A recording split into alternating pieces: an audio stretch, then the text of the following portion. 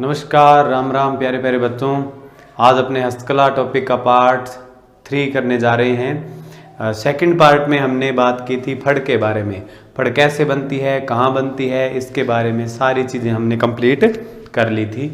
अभी हम बात करेंगे विभिन्न देवी देवताओं की फड़ के बारे में। ठीक है, एक टेबल के माध्यम से उसको समझेंगे, कंपैरिजन में सारी बातें करेंगे और कहाँ कहाँ से प्रश्न उठाए जाते हैं वो भी बातें हम करेंगे। यहाँ पे ये है रामदेव जी की फड़, एक इसमें रहेगी बाबू जी की फड़, एक इसमें रहेगी देव नारायण जी की फड़, एक रहेगी इसमें रामदला और कृष्ण दला की फड़, और एक इसमें लास्ट में रहेगी बेंसासुर की फड़,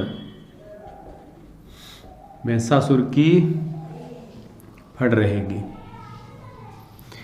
ये महत्वपूर्ण बातें अपने यहाँ पे कंप्लीट करेंगे। ठीक है,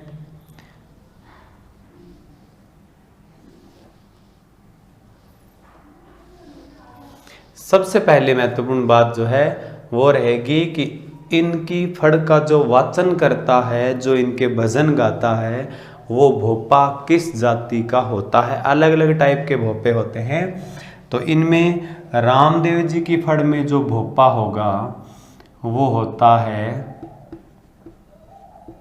कामड़ जाति का। रामदेव जी की फड़ में भोपा होता है कामड़ जाति का।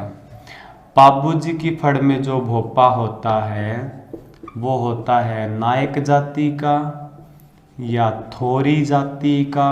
ये थोरी ऐसे में आते हैं भाई, नायक, थोरी और आईडी जाति का भोपा होता है। देवनारायण जी की फड़ में भोपा होता है गुज्जर जाति का। रामदला कृष्णदला की फड़ में भोपा होता है भाट जाति का। और भैंसासुर की फड़ एकमात्र ऐसी फड़ है जिसका वाचन नहीं किया जाता। ठीक है, तो याद रखना ये जो फड़ है ये बांची नहीं जाती, वाचन नहीं होता तो भोपा इसमें नहीं होगा। देखो, वाचन नहीं किया जाता तो कोई ना कोई तो इसका उपयोग होगा, तो वो क्या होता है ध्यान रखना, ये वाचन नहीं होता। ये बावरी जाति के लोग, बावरी जाति के लोग चोरी से पहले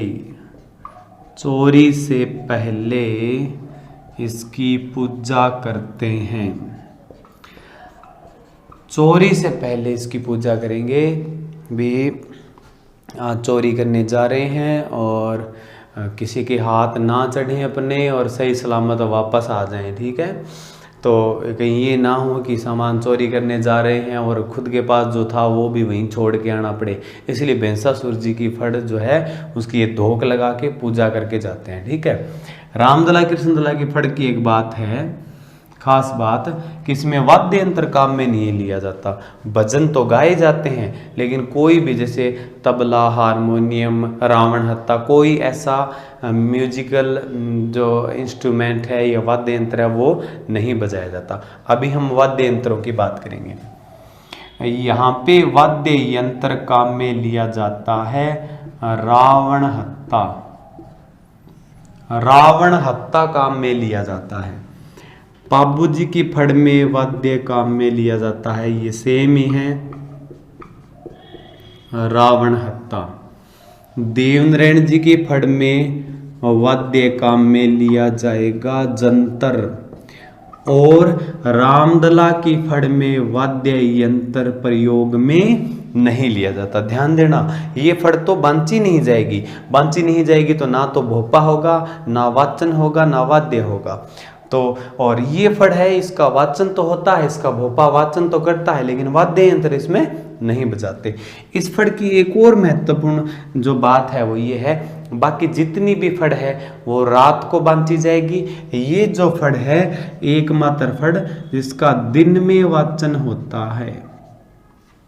इसका फड़ का वाचन किसमें होता है? दिन में इसका वाचन करेंगे। और एग्जाम वाला अगर इसका क्षेत्र पूछे तो क्षेत्र बता देना हाड़ौती। हाड़ौती मतलब कोटा, बारां, बूंदी, झालावाड़, इसमें इस फड़ का वाचन होता है। अब देखिए इसके बाद की बातें हम यहाँ पे करेंगे कि वाद्य यंत्र की बातें होगी। अब यहाँ पे हम बात करेंगे कि कौन कौन सी जाति के लोग हैं जो रामदेव जी की फड़ में अपनी आस्था रखते हैं। तो याद रखना यहाँ पे भांबी, बलाई, बलाई और कोल्ली और चमार जाति में ये फड़ जो है ये प्रसिद्ध है।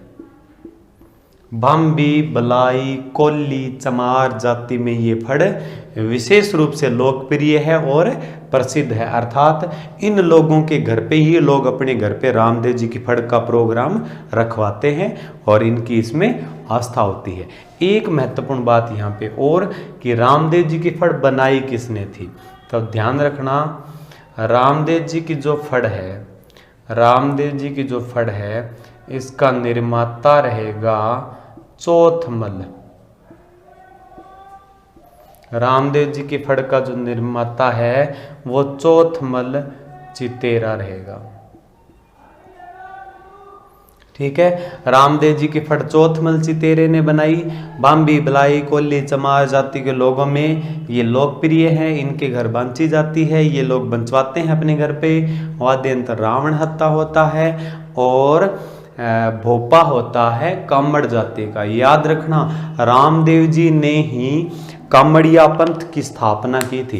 कामड़ जाति का संस्थापक पूछे तो हम बताएंगे रामदेव जी। ठीक है, तो ये रामदेव जी की फड़ यहाँ पे कंप्लीट हो गई।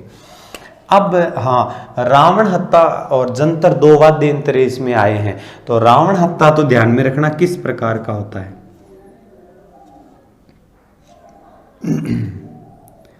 कई बार आपने देखा होगा इस प्रकार से एक वाद्य यंत्र जो है भोपा लेके आता है। इस प्रकार से उसके पास एक डंडा होता है और इसमें एक तार लगा होता है और इस डंडे से इस प्रकार से इस वाद्य यंत्र का वादन किया जाता है। तो ये तो रावण हत्ता है। जिस डंडे से वो बजाएगा इस डंडे को कहेंगे गज, इसको गज कहते हैं। रावण हत्ता होता है, इसमें 9 तार लगे होते हैं, यहाँ 9 तार, उन पे इस प्रकार से बजाया।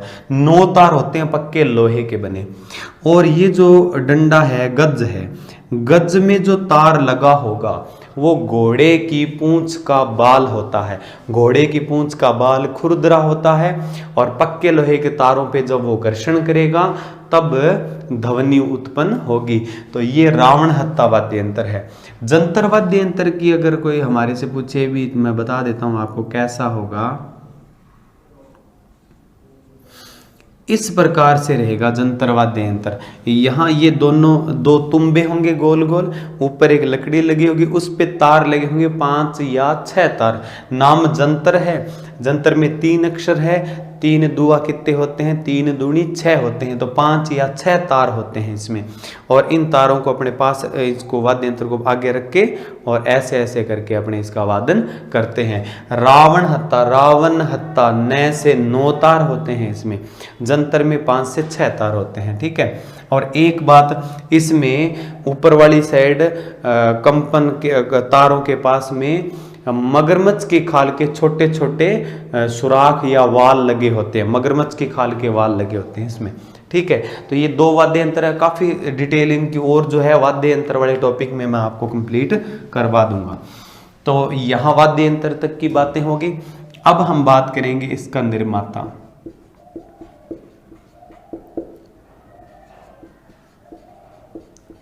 निर्माता रहेगा श्री लाल जी जोशी। निर्माता रहेगा श्री लाल जी जोशी रहेगा इसका। ठीक है, और देवनारायण जी की फड़ का जो निर्माता है वो भी रहेगा श्री लाल जोशी, वो भी श्री लाल जी जोशी। तो दोनों फड़ किसने बनाई है, श्री लाल जी जोशी ने बनाई है। रामदला कृष्ण दला की जो फड़ है इसका निर्माता होगा धूल जी चितेरा। इसका निर्माता रहेगा धूल जी चितेरा, इसका निर्माता माना जाएगा। अब इनकी एक एक दो दो महत्वपूर्ण बातें जो है वो अपनी और पढ़नी है। एग्जाम वाला पूछता है कि सबसे लोकप्रिय फड़ किनकी है, तो सबसे लोकप्रिय मतलब फेमस, सबसे लोकप्रिय व चौड़ी फड़, सबसे लोकप्रिय और चौड़ी फड़ किनकी हो जाएगी, पाबूजी महाराज की हो जाएगी। और पाबूजी की फड़ कब बांधते हैं, ये भी बड़ा महत्वपूर्ण प्रश्न बनता है। तो ऊंट बीमार होने पर, ऊंट बीमार होने पर, अब ऊंट बीमार होगा, ऊंट रखता कौन है, रायका या रेबारी। तो ऊंट बीमार होने पर रायका या रेबारी जाति के घर इसका वाचन होता है। इसका क्या होता है, वाचन होता है। क्यों, क्योंकि ऊंटों के देवता पाबूजी महाराज को माना जाता है। राजस्थान में ऊंट लाने का श्रेय जाता है पाबूजी महाराज को। ऊंटों के देवता पाबूजी महाराज हैं। और सबसे पहले जो ऊंट आए थे अपने यहाँ पे, तो स्टार्टिंग में ऊंट की आकृति एक खरगोश जितनी हुआ करती थी। बड़ी ही रोचक बातें हैं, ऊंट की आकृति खरगोश जितनी थी। उसके बाद में इसमें क्रमागत विकास होता गया, हजारों लाखों सालों तक ये विकास चलता रहा। उसके बाद में जो ऊंट थे वो दो कुबड़ वाले ऊंट हुआ करते थे। ऊंट के दो कुबड़ हुआ करते थे, ध्यान रखना। अब दो कुबड़ वाला ऊंट किस प्रकार से लगेगा आप सोच सकते हो।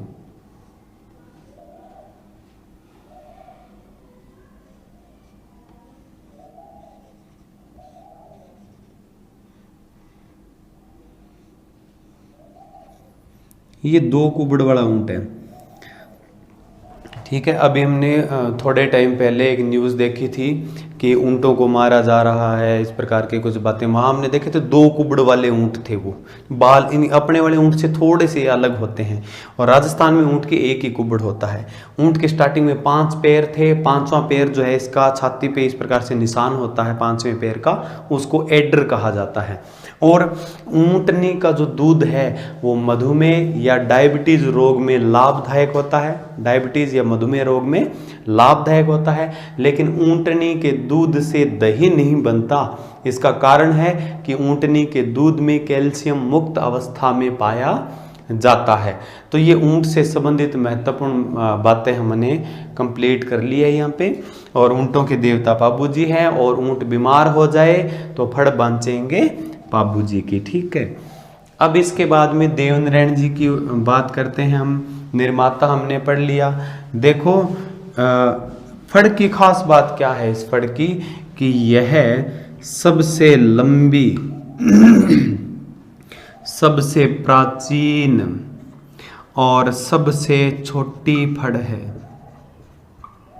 अब यहाँ थोड़ी सी गड़बड़ हो गई कि सबसे लंबी भी है और सबसे छोटी फड़ भी हो जाएगी। लंबी और छोटी किस प्रकार से रहेगी मैं बताता हूँ आपको।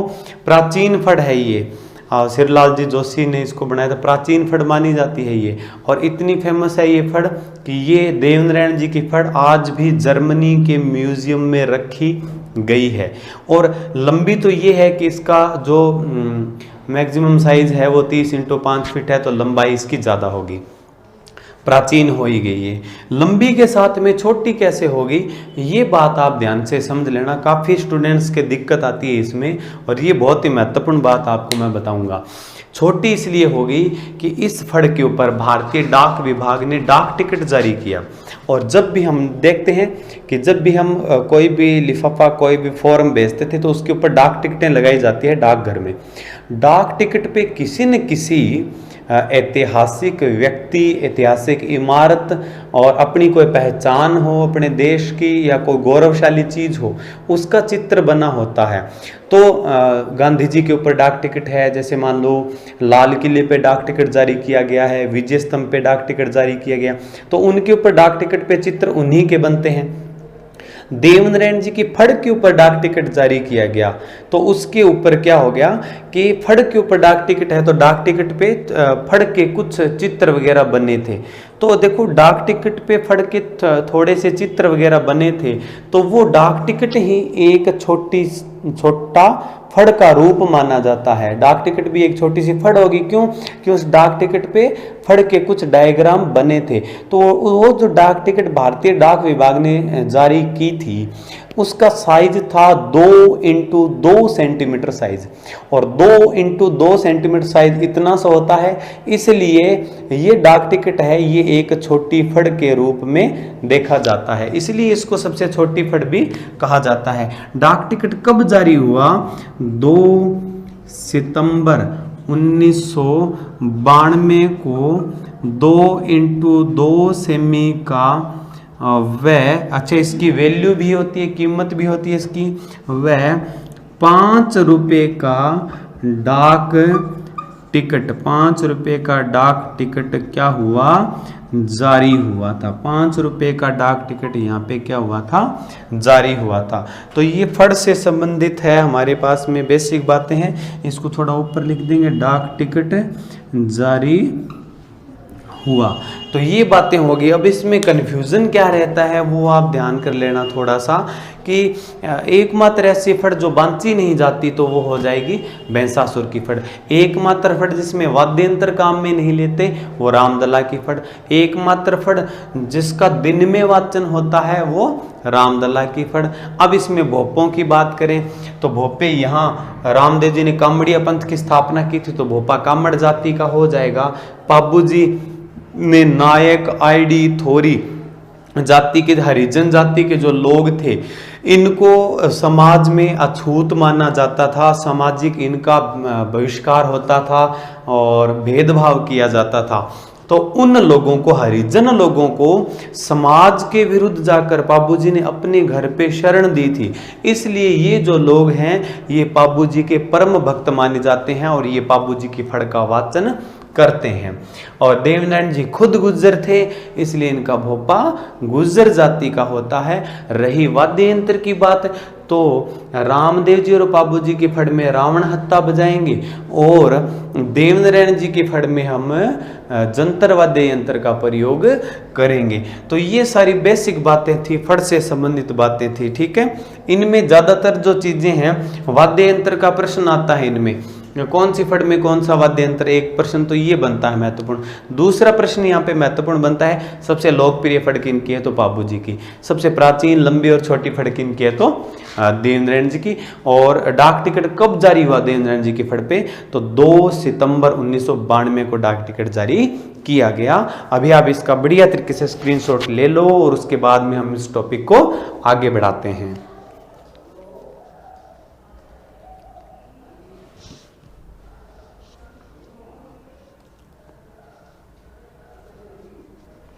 ठीक है, अभी अपने इसमें आगे बढ़ेंगे और ये हमारी फड़ की जो पूरी डिटेल थी कंप्लीट वो हमने पूरी कर ली है। अब आगे की हम बात करेंगे। ये हमारी फड़ हो गई थी, ठीक है। फड़ के बाद में अपन बात करेंगे मिट्टी से बनने वाली मूर्तियों की, और इन चीज़ों की बात हम यहाँ पे करेंगे।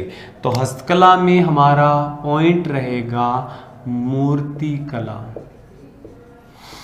हस्तकला में हम बात करेंगे आज मूर्ति कला की। अलग अलग जगह के अलग अलग पत्थर हैं, अलग अलग कलर हैं उनके, और उनकी अलग अलग रंग की मूर्तियां जो है वो राजस्थान में प्रसिद्ध है, ठीक है। एक बात यहाँ जरूरी आपको मैं बताना चाहूँगा कि मिट्टी से, कच्ची मिट्टी से जो मूर्तियां बनाता है वो तो काम होता है कुम्हार का या प्रजापत का काम होता है, लेकिन पत्थर का कोई टुकड़ा है उसको तराश कर, मतलब छेनी हथौड़े से तराश के उसको मूर्ति का रूप जो देता है, तो पत्थर को काट के मूर्ति बनाने वाला, या प्राचीन काल में दुर्ग और हवेलियों में जो जाली झरोके लगे थे, ठीक है, उनकी कटाई करके उनको एक सुंदर रूप देने वाला, तो पत्थर को तराश के मूर्तियां और जाली झरोके बनाने वाली जाति सिलावट कहलाती है।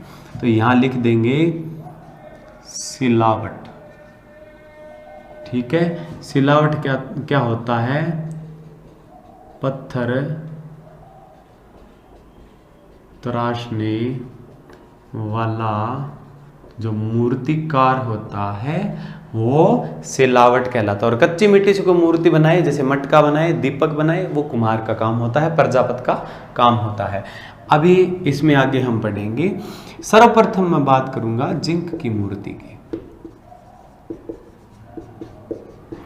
और विद्वानों, जिंक की मूर्तियां जैसे जिंक, जैसे जोधपुर, जैसे जिंक और जैसे जोधपुर मूर्तियां, जिंक की मूर्तियां जो है वो जोधपुर की फेमस है।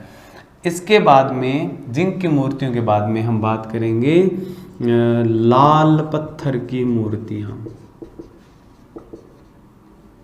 लाल पत्थर की मूर्तियां, लाल पत्थर की मूर्तियां थानागाजी की है भाई, थानागाजी तहसील है अलवर में, और वहां पे बनती है लाल पत्थर की मूर्तियां बनती है, ठीक है। इसके बाद में हम बात करेंगे काले पत्थर की मूर्तियां। काले पत्थर की मूर्तियों की बात करेंगे। काले पत्थर की मूर्तियां तलवाड़ा बांसवाड़ा में बनती है भाई, तलवाड़ा नाम की जगह है बांसवाड़ा में। इसके साथ डूंगरपुर भी नाम आता है, तलवाड़ा बांसवाड़ा में भी बनती है, और थोड़ा इसका काम जो है वो डूंगरपुर में भी होता है। सोमपुरा जाति के लोग बनाते हैं, तलवाड़ा बांसवाड़ा और डूंगरपुर में सोमपुरा जाति के लोग काले पत्थर की मूर्तियों का निर्माण करते हैं, ठीक है। तो काले पत्थर की मूर्ति होगी। यहाँ एक डाउट आता है और बहुत बार कि सर ये तो भैंसलाना में नहीं होता क्या ये काम काले पत्थर वाला, लेकिन ध्यान रखना जब हम जियोग्राफी में पढ़ेंगे कि काला संगमरमर कहाँ से निकलता है, तब हमें बात करनी है भैंसलाना की। काला संगमरमर भैंसलाना जयपुर से निकलता है। भैंस कैसी होती है? काली होती है। तो काला संगमरमर कहाँ से निकलेगा? भैंसलाना से निकलेगा। काला संगमरमर भैंसलाना से निकलेगा। कुछ एक चीजें मैं आपको यहाँ पे बीच में बता देता हूँ। देखो आसान चीजें हैं बहुत ही। भैंसलाना, भैंस कैसी होती? काली। तो काला संगमरमर, भैंस कैसी होती? काली होती है। तो काला संगमरमर कहाँ से निकलेगा? वैसे तो भैंस बुरी भी होती है, लेकिन हम ध्यान देना है काली होती है, काली मानना है इसको, ठीक है। भैंस काली होती है, तो भैंसलाना में काला संगमरमर है। भैंसलाना जयपुर में है। भैंस फीमेल है, भैंस का मेल मतलब उसका जो ये मान के चलो हस्बैंड होता है या जो नर होता है उसको कहते हैं झोटा, ठीक है। तो जहाँ भैंस है वहीं झोटा है, तो ये हो जाएगा झोटवाड़ा, ठीक है। ये पूरा परिवार रहेगा, भैंस, झोटा, पाडा, पाडी, ये सारे जो है ये एक परिवार है, ये एक साथ रहेंगे। तो झोटवाड़ा, झोटा क्या होता है? कृषि औजारों को खींचने के काम आता है, ठीक है। हल जोताई में, गाड़ी में जोतने के काम आता है। तो झोटवाड़ा क्या है? जयपुर में कृषि औजारों की मंडी है। कृषि औजार की मंडी झोटवाड़ा में है। अब भैंस का जो बच्चा होता है वो कहलाता है पाडा। भैंस का बच्चा क्या कहलाएगा? पाडा कहलाएगा। पाडा बहुत ही महत्वपूर्ण है परीक्षा की दृष्टि से। पाडे पे 3-4 एक प्रकार के प्रश्न बनते हैं, मैं बताऊंगा। पूरा परिवार भैंस, झोटा, पाडा, पाडी बड़ा इंपॉर्टेंट है अपने लिए, महत्वपूर्ण है।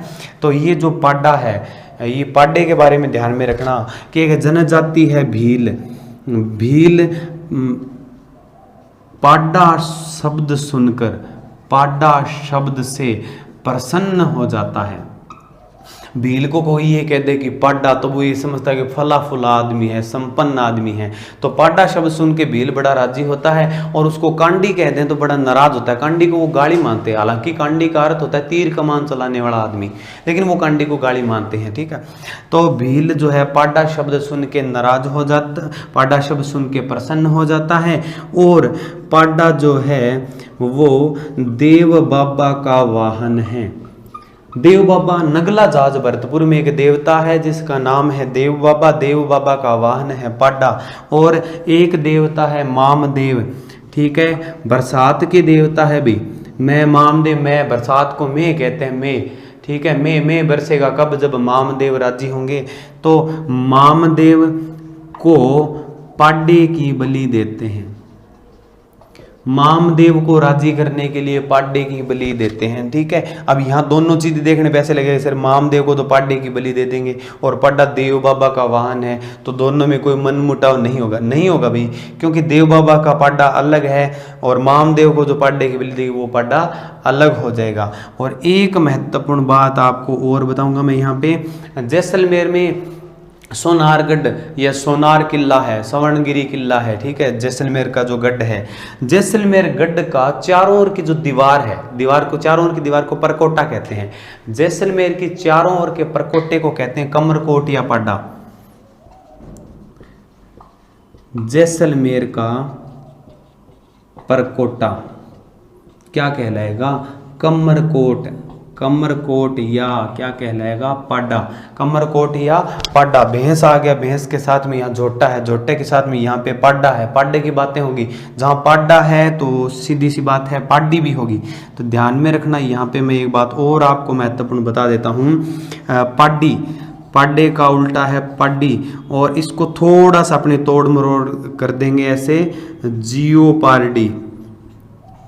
ठीक है, जियोपार्डी कंपनी, जियोपार्डी कंपनी ने जैसलमेर का, जियोपार्डी कंपनी ने जैसलमेर का पुनर्निर्माण करवाया था। जियोपार्डी कंपनी ने जैसलमेर का पुनर्निर्माण किया था, पुनर्निर्माण किया था।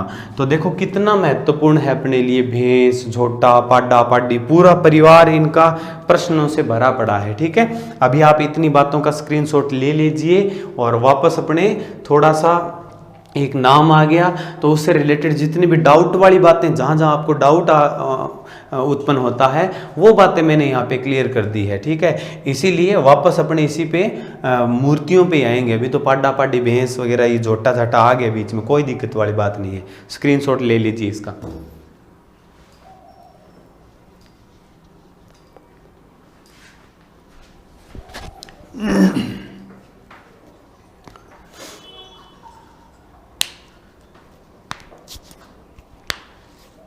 ज़्यादातर डाउट यही रहता है, ज़्यादातर डाउट यही रहता है कि काले पत्थर की मूर्तियां तलवाड़ा में, और काला संगमरमर कहाँ से निकलता है? भैंसलाना जयपुर से निकलता है। ठीक है, और तलवाड़ा नाम की ये जो जगह है यहाँ पे त्रिपुरा सुंदरी या तुरतई माता का मंदिर बना है।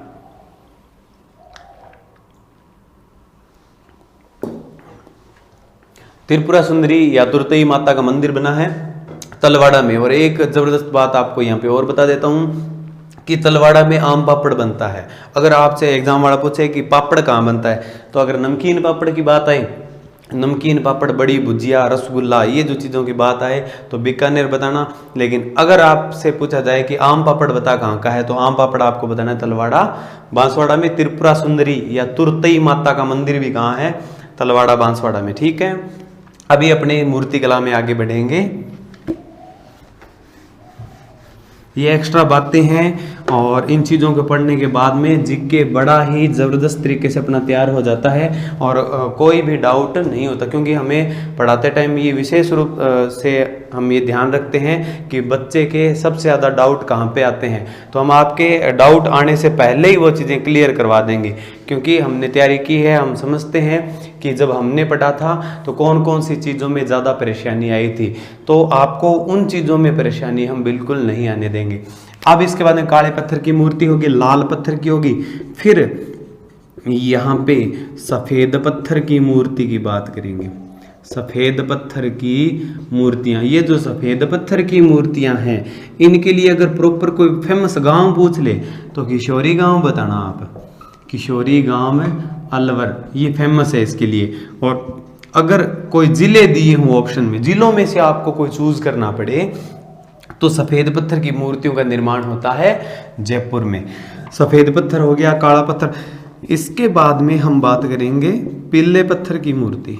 पीला पत्थर जैसलमेर का है, तो बहुत ही इजी बात होगी, पीले पत्थर की मूर्तियां हो जाएगी जैसलमेर की। पीले पत्थर की मूर्ति जैसलमेर की हो जाएगी। ठीक है, इसके बाद में हम बात करेंगे मिट्टी के खिलौने। मिट्टी के खिलौने, क्योंकि मूर्ति की बात है, मिट्टी की बात हो रही है, तो मिट्टी के खिलौने भी पढ़ लेंगे हम। मिट्टी के खिलौने फेमस हैं बू नरावता गांव। बहुत स्टैंडर्ड प्रश्न बनता है यहाँ पे।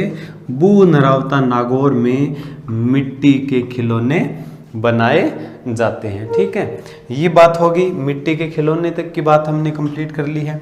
इसके बाद में देखो एक यहाँ पे मूर्ति कला और फेमस है जिसको कहते हैं टेराकोटा। टेराकोटा क्या होता है? देखो टेराकोटा मैं ब्रैकेट में लिख देता हूँ। आग में पकी मूर्ति, कच्ची मिट्टी से मूर्ति बनाओ, फिर उसको आग में पकाओ, इतना पकाओ कि उसका कलर जो है वो बादामी कलर हो जाए, मटके जैसा बादामी कलर हो जाए उसका। तो आग में पकी मूर्तियां, आग में पकी मूर्तियां टेराकोटा कहलाएगी। टेराकोटा बनता है मोलेला में, मोलेला गांव है, मोलेला गांव राजसमंद में है। ठीक है, मुख्य कलाकार, तो टेराकोटा बनता है मोलेला में, मो से मोलेला है, मैं से मुख्य कलाकार, मैं से मुख्य कलाकार, मैं से मोहनलाल प्रजापत रहेगा, मुख्य कलाकार रहेगा मोहनलाल जी प्रजापत, मोहनलाल जी प्रजापत मुख्य कलाकार माने जाते हैं। ठीक है, मुख्य कलाकार मोहनलाल जी प्रजापत माने जाते हैं। ठीक है, तो मोलेला मुख्य कलाकार, मोहनलाल प्रजापत का संबंध है टेराकोटा से। ठीक है, अब देखो यहाँ पे थोड़ी सी इस बात को अपन आगे लेके चलेंगे। खिलौनों की बात होगी, अलग अलग प्रकार की जो मूर्तियां बनाई जाती है उनके बारे में हमने बात कंप्लीट कर ली यहाँ पे। अब इसके बाद में एक खिलौना बनता है रमकड़ा, और रमकड़ा बनता है सोप स्टोन नाम के पत्थर से।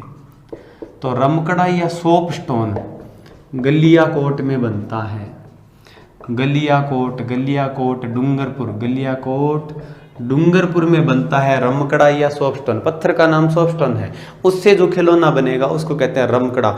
राजस्थानी भाषा में खिलौने को रमकड़ा कहा जाता है। राजस्थानी भाषा की एक बोली है, डूंगरपुर बांसवाड़ा में बागड़ी बोलते हैं। अपन जो बोलते हैं वो कई बार खिचड़ी बोल देते हैं हिंदी मिक्स करके, बागड़ी नहीं कहते इसको। बागड़ी बोली जो है वो डूंगरपुर बांसवाड़ा में बोली जाती है, क्योंकि डूंगरपुर बांसवाड़ा बागड़ क्षेत्र है और बागड़ क्षेत्र की लैंग्वेज है बागड़ी, और बागड़ी में खिलौने को रमकड़ा कहते हैं। और ये खिलौना बनता है सोपस्टोन से। कहाँ बनता है? गलियाकोट में। गलियाकोट की 2-3 महत्वपूर्ण बातें मैं आपको साथ में बता देता हूं, ताकि आपको अलग से बार बार इसमें परेशानी ना हो। गलियाकोट पहली बात तो माही नदी के किनारे है, गलियाकोट माही नदी के किनारे हो जाएगा।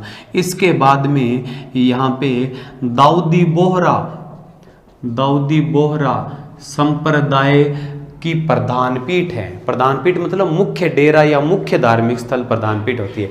दाऊदी बोहरा संप्रदाय की यहाँ पे प्रधान पीठ हो जाएगी।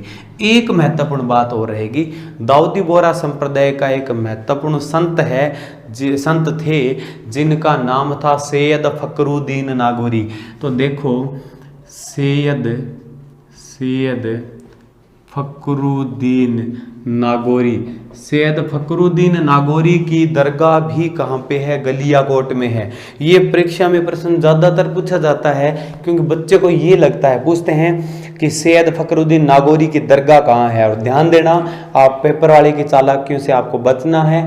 पहला ही ऑप्शन वो देगा नागौर, और हमारे दिमाग में ये आता है कि इतना इजी क्वेश्चन है कि सैयद फकरुद्दीन नागौरी की दरगाह कहाँ पे है, तो नागौर में। लेकिन ध्यान देना साथियों, हर नागौरी नागौर का नहीं होता, कुछ नागौरी गलियाकोट के भी होते हैं। सैयद फकरुद्दीन नागौरी की जो दरगाह है वो गलियाकोट डूंगरपुर में। ठीक है, अब देखो माही नदी के किनारे है, इसकी बेसिक बातें हमने कंप्लीट यहाँ पे कर ली। रमकड़ा या सोपस्टोन तक की बातें हमने पूरी कर ली है। तो ये जो बातें थी ये मूर्ति कला से संबंधित थी। अलग अलग प्रकार से मिट्टी से जो चीज़ें बनाई जाती है, ठीक है, वो चीज़ें हमने मूर्ति कला के अंदर पढ़ ली है। और सिलावट की बात हमने कर ली है कि मूर्ति पत्थर तराश के मूर्तियां बनाने वाली जाति क्या कहलाती है? सिलावट कहलाती है। तो ये सारी बेसिक बातें थी। अभी अपन इसमें एक छोटा सा नया पॉइंट स्टार्ट करेंगे, तब तक आप इन चीज़ों को उतार लीजिए बढ़िया तरीके से नोट्स में।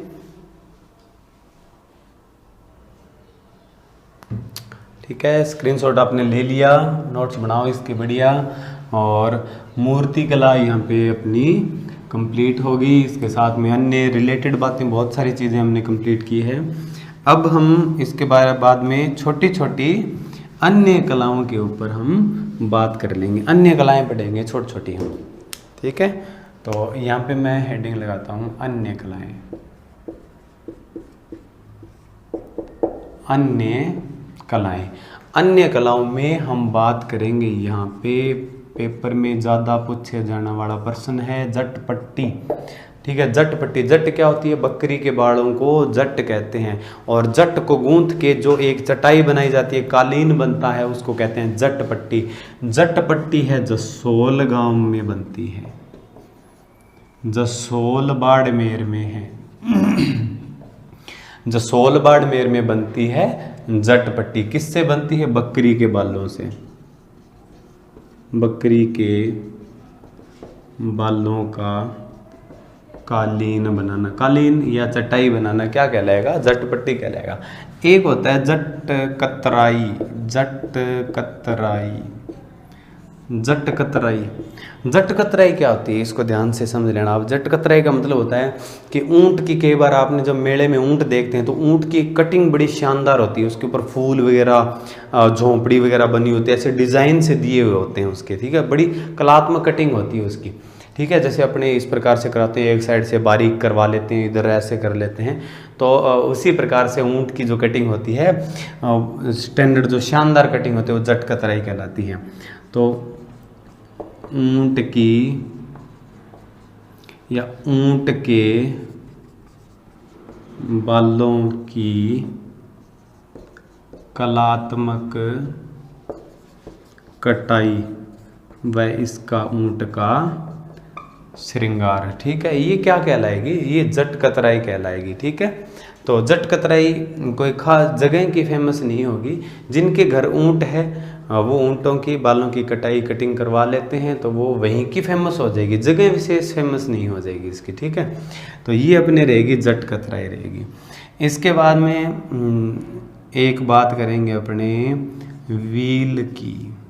व्हील भी बहुत बार पूछा गया प्रश्न है, बहुत बढ़िया प्रश्न है। व्हील, व्हील क्या होता है? पश्चिमी राजस्थान के क्षेत्र में कच्चे मकान होते हैं, और आजकल तो हम खाद्य पदार्थ फ्रिज में या कोई एक बॉक्स आता है जालीदार, उसमें रख लेते हैं, लेकिन प्राचीन काल से ये एक कलाकृति घरों में बनाई जाती थी, जिसमें क्या होता था कि मिट्टी, और मिट्टी के अंदर थोड़ा सा ये घास फूस, इनका कचरा, हल्का बारीक कचरा मिक्स करके, और फिर मिट्टी की एक लुगदी तैयार होती थी। मिट्टी की लुगदी से महलनुमा छोटी आकृति एक बनाई जाती, 2 मंजिला छोटा सा, इतना सा महलनुमा एक आकृति बनती थी, उसको कहते थे व्हील। और ये काम कौन करता है? पश्चिमी राजस्थान में मेघवाल समाज की जो महिलाएं हैं वो व्हील बनाने में सिद्धहस्त है। तो व्हील क्या होती है? खाद्य पदार्थ, खाद्य पदार्थ रखने की महलनुमा, महलनुमा जो आकृति होती है, ठीक है, उसको क्या कहेंगे अपन? व्हील कहेंगे। कौन बनाती है इनको? मेघवाल जाति की महिलाएं, मेघवाल जाति की महिलाएं बनाती है व्हील को। और कौन से क्षेत्र में ज़्यादा देखने को मिलती है ये व्हील? पश्चिमी राजस्थान क्षेत्र में देखने को मिलती है। अब देखो, खाद्य पदार्थ रखने के काम आएगी, किस प्रकार से रहेगी इसको आप थोड़ा सा देख लो। मैं इसका 3D डायग्राम बना देता हूँ थोड़ा सा। एक कॉर्नर में इस प्रकार से ये जो है बनाई जाती है। यहाँ पे एक गेट बना होगा, इसके आगे दरवाज़ा नहीं लगाएंगे, और ऊपर वाली मंजिल में यहाँ पे जो गेट होगा उसके ऊपर एक दरवाज़ा, लकड़ी का दरवाज़ा लगेगा। नीचे वाले में कोई दरवाज़ा नहीं लगेगा, ये नीचे से खुला ही रहेगा। इसके अंदर तो हम क्या करेंगे? नमक मिर्च मसाले वगैरह जो सूखे जो खाद्य पदार्थ हैं वो रख देंगे। ऊपर वाले में जिसमें दरवाज़ा लगा है उसके अंदर हम क्या करेंगे, घी तेल जैसी कुछ चीज़ें या कुछ महंगे खाद्य पदार्थ मसाले हैं वो रखेंगे जिनको चूहों से अपने सुरक्षित रख सकें। तो और इसको थोड़ा सा इस प्रकार से डिज़ाइनिंग दे दी जाती है। और ये चीज़ें पश्चिमी राजस्थान में घरों में एक कमरे के अंदर एक कॉर्नर में बनाई जाती है। इसको अपन क्या बोलेंगे, इसको अपने व्हील बोलेंगे। वैसे क्या होता है कि दीवार के अंदर भी जो अलमारी टाइप में रखी जाती है, अलमारी टाइप बना के उसके ऊपर अपने दरवाज़ा लगा देंगे, वो भी व्हील मानी जाती है। तो ये दोनों ही बातें आप ध्यान में रखना। तो ये हमारी बातें यहाँ पे होगी, व्हील तक की बातें होगी। इसको आप फटाफट उतार लीजिए।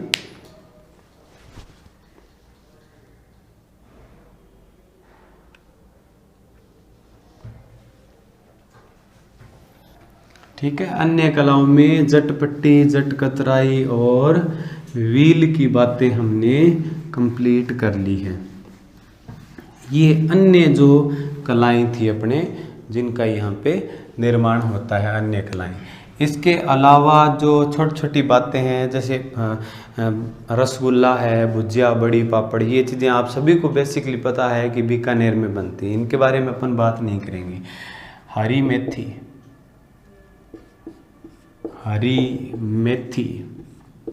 और हैंड टूल्स,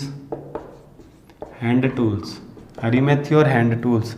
ये हैंड टूल्स है, ये लकड़ी के बने छोटे छोटे बॉक्स होते हैं जो श्रृंगार इत्यादि का सामान रखने के काम में आते हैं। हरी मेथी और हैंड टूल्स ये बनते हैं ताऊसर में।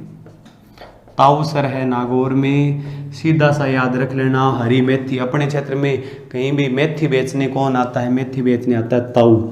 और ताऊ कौन सा होता है, नागौरी होता है, तो नागौर। हरी मेथी और हैंड टूल्स कहाँ की है, ताऊसर नागौर की।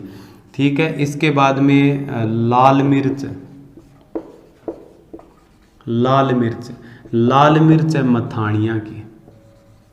मथानिया जोधपुर की लाल मिर्च हो जाएगी। इसके बाद में हम बात करेंगे दरियाँ। देखो ये मान के चलना कि टांका लगा के दरी बनाई जाती है। टांके लगा के दरियाँ बनाई जाती है। तो दरियाँ टांकला की है, टांकला नागौर में है। दरियाँ टांका लगा के बनाई जाती है तो टांकला नागौर हो जाएगा। इसके बाद में है खेसला वैसे तो ओढ़ा जाता है, लेकिन मैं आपको कह रहा हूँ कि खेसला लेटने के लिए होता है। ठीक है, खेसला बिछा के उस पर आपको लेटना है, तो खेसला लेटा का है। खेसला लेटा गांव का है, लेटा गांव जालोर में पड़ता है। खेसला लेटा गांव जालोर का क्या हो जाएगा, प्रसिद्ध हो जाएगा। इसी प्रकार से अन्य कुछ बातें और भी हो जाएगी, खाने पीने वाली चीज़ें हो जाएगी। ठीक है, और छोटी छोटी बातें दो चार और कर लेते हैं, जैसे मामा जी के घोड़े। अब रामदेव जी के घोड़े पूछ ले तो अपने बता देंगे जैसलमेर में बनते हैं, लेकिन मामा जी के घोड़े बनते हैं अर्जी गांव में। अर्जी गांव कहाँ का हो जाएगा, जालोर का हो जाएगा। इसके बाद में आपसे पूछे कि तलवारें कहाँ की फेमस हैं, तो तलवारें आपको बतानी है सिरोही की फेमस है। तलवारें सिरोही की फेमस हो जाएगी। ठीक है, ये इतनी महत्वपूर्ण कुछ एक बातें और हैं, उतार लीजिए आप फटाफट।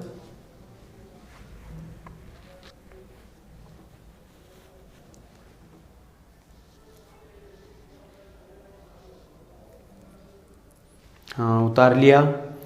अब देखिए, हरी मेथी और छोटी छोटी इन बातों के ऊपर हमने बात कंप्लीट कर ली है। ये अन्य कलाओं की हमारी बातें थी, जिसमें बकरी से और ऊँट से, इनसे संबंधित कुछ चीज़ें हमने यहाँ पे कंप्लीट की है। इसके बाद में छोटी छोटी बातों की अगर बात करें तो हम चर्म कला की इसमें बात करेंगे। जैसे बेल्ट है, लेदर के बेल्ट हैं, पर्स हैं, और ये जो चीज़ें हैं जो लेदर की बनी होती है, ये चीज़ें बनती है जोधपुर में। ठीक है, लेदर की जो चीज़ें हैं वो सारी की सारी कहाँ पे बनती है, जोधपुर में। बेल्ट है, पर्स है, ये सारी चीज़ें अपनी कहाँ पे बन जाएगी, जोधपुर में बन जाएगी। और चमड़े का काम में अगर हम बात करें जूतियों की, तो नागरी और मोजड़ी जूतियाँ, ये जूतियों के टाइप है। भी नागरी और मोजड़ी जूतियाँ जो है ये मारवाड़ की भी फेमस हैं और नागौर की भी फेमस है। मैं कशीदा कला वाले टॉपिक में आपको बता चुका हूँ कि अगर आपसे सीधा ही पूछे कि नागरी और मोजड़ी जूतियाँ कहाँ की है, तब आप जोधपुर और नागौर बताना। लेकिन अगर बात आ जाए कि कसीदे की जूती कहाँ की फेमस हैं, तब आपको साथियों भीनमाल जालौर बताना है इसमें, ठीक है। तो ये बेल्ट, पर्स, मोजड़ी, जूती, इन चीज़ों की बात होगी। इसके बाद में एक छोटी सी चीज़ यहाँ पे रहती है, सलमा सितारे। सलमा सितारे ओढ़नी के, चुनड़ी के ऊपर छोटे छोटे स्टार से आते हैं, चमकीले, वो जड़े जाते हैं, सिलाई कर दी जाती है। सलमा सितारे बनते हैं खंडेला में। खंडेला आपका सीकर में है। अभी सलमा सितारे कहाँ बनेंगे? खंडेला में बनेंगे। इसके बाद में एक काम हो जाएगा पेच वर्क। पेच वर्क हो जाएगा, ठीक है। पेच वर्क का मतलब क्या होता है कि एक कोई कपड़ा है, उससे छोटे छोटे अपने कपड़े के एक डिज़ाइनदार आकृतियाँ काट लेंगे, अलग अलग आकृतियाँ, और वो दूसरे कपड़े पे रख के उसकी सिलाई कर देंगे। तो एक कपड़ा है, मान लो लाल रंग का कपड़ा, उसके ऊपर हरे, नीले, पीले रंग के अलग अलग कपड़े के छोटे छोटे टुकड़े हैं, उनको एक फिक्स एक डिज़ाइन में काट के उनकी उसके ऊपर क्या कर देंगे? सिलाई कर देंगे। जैसे मान लो ये कपड़ा है हमारे पास में, और हमने अलग अलग कपड़ों के छोटे छोटे इस प्रकार से टुकड़े काट लिए हैं, ठीक है। इनको ऊपर रखो और इनकी सिलाई कर दो, ऊपर रखो और सिलाई कर दो। तो ये जो काम है ये क्या कहलाएगा? ये पेच वर्क कहलाएगा, पेच वर्क कहेंगे इसको। तो पेच वर्क कहाँ का है? पेच वर्क है बाड़मेर का फेमस है, और पेच वर्क जो है शेखावाटी का भी फेमस हो जाएगा, ठीक है। और एक काम होता है चट्टापट्टी वर्क। चट्टापट्टी वर्क, चट्टापट्टी वर्क भी है बाड़मेर का और शेखावाटी का। चट्टापट्टी वर्क भी बाड़मेर और शेखावाटी का। इसमें क्या होता है कि छोटी छोटी कतरन होती है कपड़े की, वो छोटी छोटी कतरन को किसी भी दूसरी ओढ़नी या उसके ऊपर रख के उसकी सिलाई कर दो, ठीक है। तो ये काम चट्टापट्टी कहलाएगा। तो पेच वर्क में चट्टापट्टी में अंतर हो जाएगा। चट्टापट्टी में क्या होता है कि छोटी छोटी कतरन सील दी जाती है, फिक्स डिज़ाइन नहीं होगा उनका। लेकिन पेच वर्क में क्या होगा कि प्रत्येक टुकड़े को एक निश्चित शेप में काटा जाता है, फिर दूसरे कपड़े पे लगाएंगे, सिलाई कर देंगे, तो वो पेच वर्क हो जाएगा। एक यहाँ पे महत्वपूर्ण वर्क है मिरर वर्क। मिरर माने, मिरर का मतलब होता है कांच। तो किसी भी ओढ़नी पे कांच के छोटे छोटे टुकड़ों की जड़ाई करना मिरर वर्क कहलाएगा। तो कपड़े पर कांच की जड़ाई, कपड़े पर कांच की जड़ाई करना क्या कहलाएगा? Mirror work. मिरर वर्क होता कहाँ पे है? ध्यान करना, मिरर वर्क होता है चौटन में। चौटन गांव है बाड़मेर में, चौटन बाड़मेर में पड़ता है, जहाँ पे मिरर वर्क होता है। और मैं चौटन की थोड़ी सी बातें चौटन की बता देता हूँ मैं आपको। चौटन की एक तो वीरात्रा माता का मंदिर है, एक ये चौटन गोंद के लिए फेमस है, गोंद के लिए फेमस है। एक यहाँ पे कानुड़ा नृत्य होता है, कानुड़ा नृत्य होता है, और वीरात्रा माता का मंदिर है। और एक यहाँ पे काकरेज गाय का प्रजनन केंद्र है। तो काकरेज गाय का प्रजनन केंद्र चौटन में।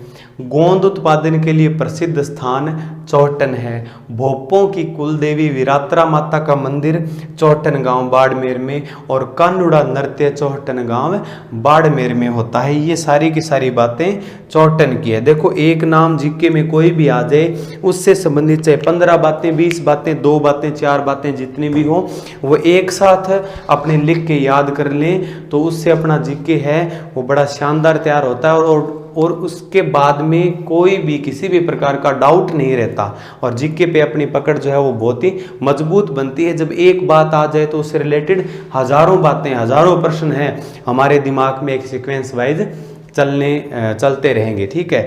अब देखो, आज का ये जो वीडियो है इसमें हम इतनी ही बातें करेंगे। ठीक है। और बाकी इसका हस्तकला का पार्ट 4 है, उसके अंदर हम कुछ एक महत्वपूर्ण बातें और कर लेंगे, साथ साथ में इसको बढ़िया तरीके से नोट्स तैयार करते जाओ, ठीक है। और इसके बाद में कंप्लीट मैटर आपको मिलता रहेगा। और आखिर में आपके उज्जवल भविष्य की ढेरों शुभकामनाओं सहित मैं राकेश भाटी इजाज़त लेता हूँ। धन्यवाद।